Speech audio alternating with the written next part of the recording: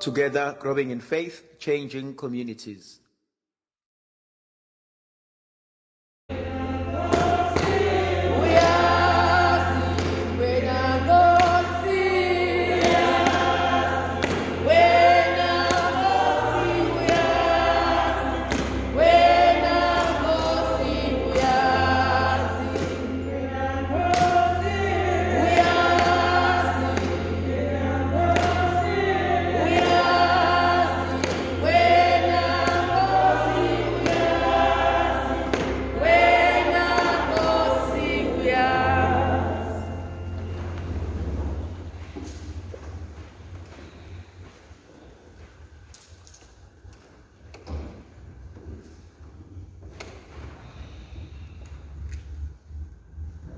Makadunyiswe uJesu Kristo.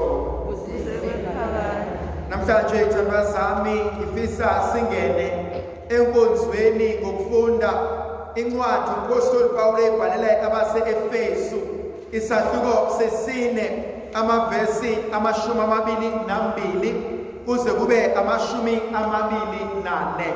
Ephesians chapter 4 from verse 22 to verse 24. Nafundiswa ukuba ningabe nisaphila njengoba kade nenza, kodwa ukuba nikhumule imvelo yenu yobonakala eniyisa ekujisweni, nikhohliswa zinkanuko zenu. Nabuye nafundiswa ukuthi kufanele kuguqulwe inhliziyo nomqondo wenu kube kusha, nembathe imvelo yomuntu omusha edalwe yafuza uNkulunkulu, nihambe ngokulunga nobungcwele beqiniso. Bese kuphinda ngicela sibuke incwadi yabaseKorinte besibili isahluko sesihlanu ivesi ye-17. 2 Corinthians chapter 5 from verse 17. Ngakho-ke uma umuntu ekuKristo uJesu uphenduka isidalwa esisha, okokuqala sekudlulile, awubheke nje sengiguqulelwe kabusha. Konke lokhu kuvela uNkulunkulu owathelelana nathi amanzi ngoKristu wasinika inkonzo yokubuyisana. uNkulunkulu wakwenza ngoKristu ukuba abuyisane nabantu bomhlaba, angabe esababela izono zabo, wasiyaleza ukuba silizwikanise izwi lokubuyisana. Verse 20. Thina singabanxusa kaKristu sikhulumela uNkulunkulu lapho sininxusa egameni likaKristu sithi buyisanani noKristu. Thandwa zami, inkonzo esingena kuyona uPostoli Pawuli ayikhuluma ebandleni labase-Efesu nayikhuluma ebandleni labaseKorinte, inkonzo yokuguquka, inkonzo yokuphenduka, inkonzo yokwenza izinto ngendlela ehlukileyo. Kodwa mina uma ngilungiselela le nkonzo, kuyavuka inkonzo kaJakobe. uJakobe ngelinye ilanga untshontsha isibusiso sikamfowabo. Kunezinto ezisilandelayo kusukela esibelethweni sethu. uJakobe uliwele, iwele lakhe u-Esawu. Lithi izwi likaNkulunkulu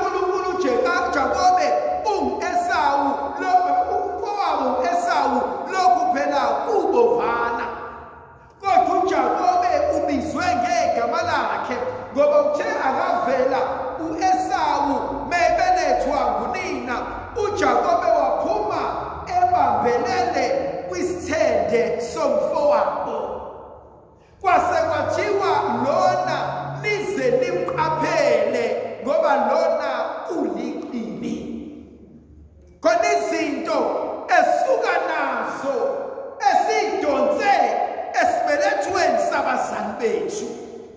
Khona izinto ezikuphila esithi kwakuyisipho sikama wangasithatha sawela kuyena. Khona izinto engihlale nazo esibelethweni sikamama esingiphilisile, ezinye zazo zabulala. Ingakho kubalekile umuntu wesimame ukuba asihlambulule isibeletho sakhe uma esazothola abantwana, ngoba kunezinto engiphume nazo ezizohlezi zilijoka kumina engazithola kumzali wami zangahlanjululwa. Kodwa inkonzo uNkulunkulu engibona esibizela kuyona kulena kaJakobe olibili langathizeni, uJakobe uthi kumfowabo, ngiyabona ulambile, athi umfowabo mnewethu ngilikisobho ngihle, athi okunye ngeke ngikunike ungangidayiselanga ubuzibulo bakho. Nakanjalo ngenxa yendlala ebesehla athi mthatha ubuzibulo angeke kungisize ngalutho, ngibulawa indlala. Athi uDavide Nkosi athi zimbili void engiyicela kuwena, athi ungangiphi indlala hleze ngihambe ngiyontshontsha, ungangiphi ingcebo hleze kube nenkonzo yebhakamo. Kodwa ngisahlele endodaneni ekuthiwa uJakobe. Unina ozala uJakobe uyazwa ngelinye ilanga, nangu Isaka efuna ukunika u-Esawu isibusiso, athi ndodana, athi hamba uyomzibalela inyamazane, maqedana uyibuyise ngihle ngikubusise bese ngifa. Athi unkosikazi mayisaphumile omunye wabantwana, athi Jakobe woza, thatha izinyane lomselo yihlo bese sinika ukudla. Ngoba kwesinye isikhathi singoma siyahamba singamabatha, siyahamba ngeyithende endaweni kaNkulunkulu. Khona iy'ngane zethu namhlanje ey'hlulwa imendo ngoba mina njengoma angihambanga ngaqonda owami umshado. Khona abanye oma ababhizi bakhontrola imishado yabantwana babo because owabo umshado wabehlula. And so balwizimpi zabayeni babo, balwizimpi zo-ex babo kubakhwenyana bakwabo, balungisa amaphutha abo ey'nganeni zabo. Athi uJakobe, ma singayipheka impela izinyane ubaba khohliseke, athi kodwa msoze ngaba noboya ophuphuzelayo njengomfowethu. Sisenkonzweni empendulo manje yokuguqula izinto. Athi umama wesilimandini engathi ngiyamuzwa ethi wentombazane sukuma, abanye amantombazane ayasukuma, awaphandla mntanami, abanye bayaphanda, awalutha mntanami, abanye batapile, awothatha mntanami, nasezekamakhelwane ethatha. Kodwa ngisho kuma-anacebleyo wayihlantontapwa, angisho kuma-anacebleyo awaphumanga ayodapha, awaphumanga ayontshontsha, awayisananga iy'ngane ey'bambe inkunzi maqedane badla bathula.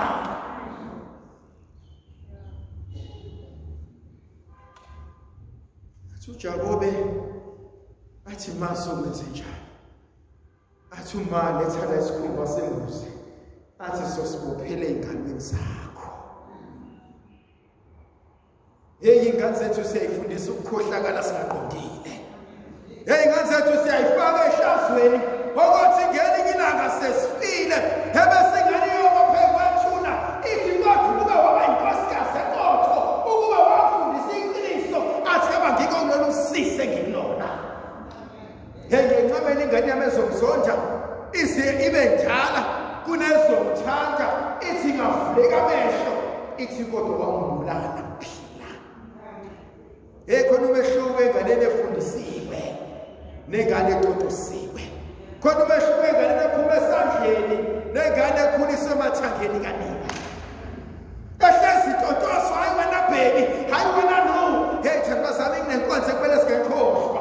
Athi ukukhula kwaMaroma athi ngiyazi ukuthi ngiyangufa, athi angazi ngiyakufanini, angazi ngiyofelaphi, kodwa into engiyisabayo uma ngifa ubani oyohlala nengane yami. Uma ngifa ubani omndenini oyothi hayi sibanani ingane yakho ifundise kahle ingezi izohlala kwami. Ngelinye ilanga ithando zami siyobuzwa abantwana bethu. Sambe kanjani phambi kwabo? Senze njani phambi kwabo? Siyobuzwa size sibuzwe ngomakoti. Ingane yomuntu akabe ngenza indodakazi la ekhaya yona ngenza isigula. Ngicela kanjani ukuthi yenze into engisabucela ingane ekudla eswini sami basiyenze. Ekudla eswini sami afowasha amathumbu la ekhaya. Kodwa ingane yomuntu yoma kuze kube sekuseni kuze kube sebusuku ngoba nanku sithi vele sakulobola. Asuku uJakobe alithatha itray eyolungisela ubaba athi baba naphu ukudla. Athi ubaba uIsaka washesha kangaka ukuya mntana namhlanje. Moya ongcwele athi uJakobe athi uNkulunkulu uhambe ngakithi. Wakwabona umuntu enza amanyala maqedala afike ngezulu athi uNkulunkulu uhambe ngakithi. Wakwabona umuntu agqoka ingubo yamandla maqedala enza amanyala athi uNkulunkulu ufihlile. Khona sekufihlile ngelinye ilanga uNkulunkulu uyakuveza. Khona ukuhamba kwethu esikwenze kumnyameni, esikwenze emakabalweni, esikwenze endaweni thizeni ngelinye ilanga okusa kube unyezi. Ahleke uma abe nenhliziyo enhle uma abe mnandi uma kodwa inhliziyo ibushiwe. Lithi inhlehlana kancane, lithi mfana wami uzungaqapheli, ungaqapheli uzakulimala, athi babuke, athi bonke bahlangene phezulu. Kodwa ubabheka le athi phansi bonakele. Ebesiyiswela inkonzo yokuhlawulela umoya. Nokuyibheka imoya athi uNkulunkulu athi wemfana wami ngiyakhuluzwa. Athi buka bengikhuluzela cabale uzishonele. Awukwasebenzela nalo. Athi mntana usazobona.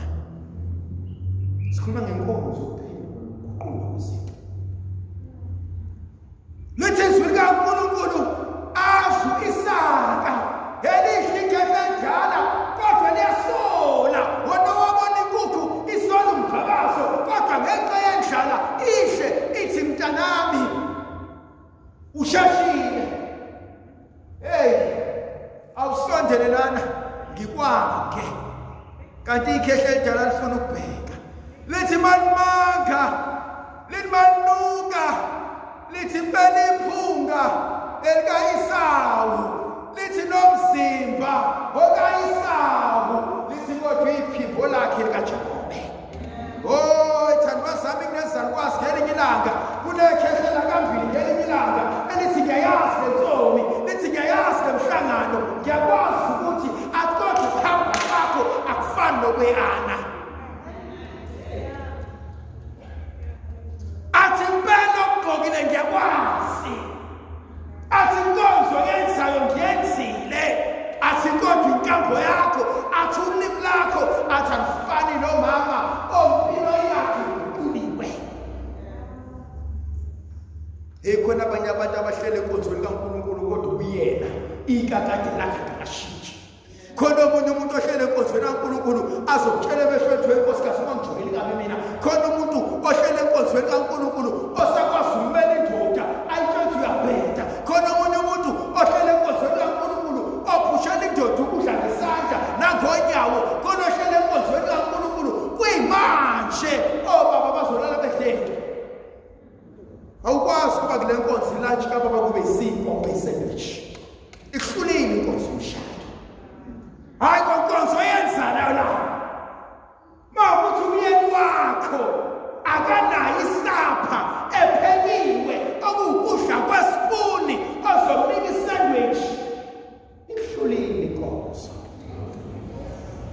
konzo yakhe yokuqala ikumyeni wakho konzo yakhe yokuqala ikubantwana bakho konzo yakhe yokuqala sekhaya lakho umhlonipha kanjani umama emhlanganweni umpriest emission kodwa uhluleke ukuhlonipha umhlangano kuba amadodeni ayenge kwabanike emhlanganweni ngoba bavumanga ngabanike emhlanganweni khona inkonzo uNkulunkulu ayibizayo thiwa inkonzo yokushintsha ngiyayithanda ngesingisi it's a paradigm shift. It's the way of doing things. Athi impela mntanami athi ngubo ngiyayibona athi lephunga ngiyalizwa kodwa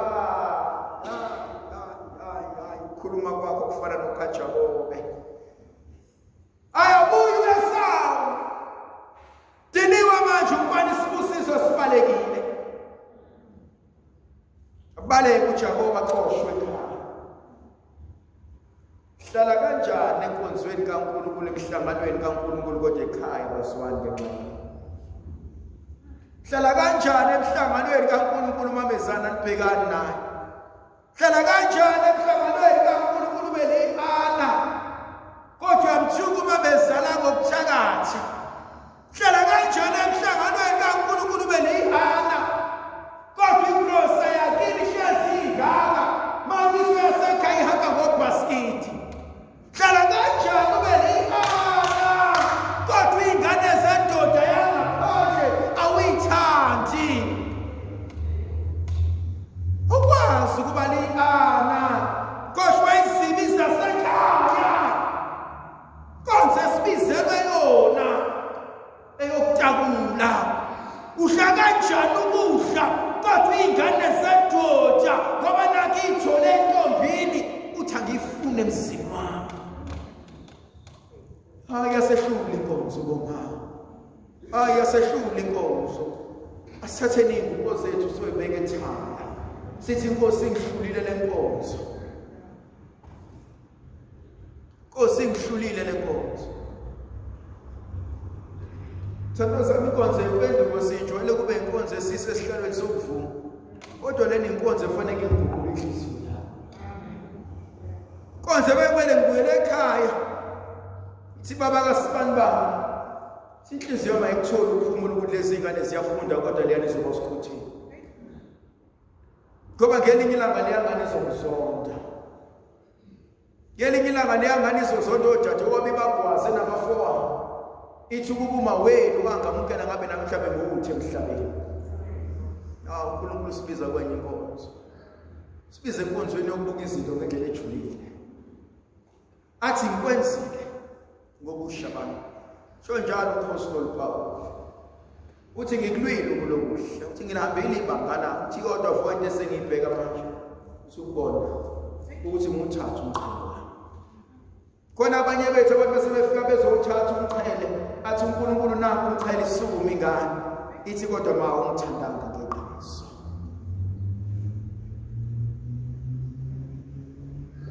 thina mhlanje uNkulunkulu asishintshe into zethu sishintshe ukwenza kwethu sishintshe ukuhamba kwethu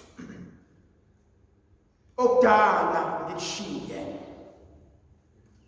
wawuyintombi ngesikhathi sakho wawungabhedelwa ngesikhathi sakho wawugivana ngesikhathi sakho kodwa ngokumazi yena njengenkosi nomsindisi athi ngoba kudala asengishaya indiva athi ngoba sengisidalwa sisha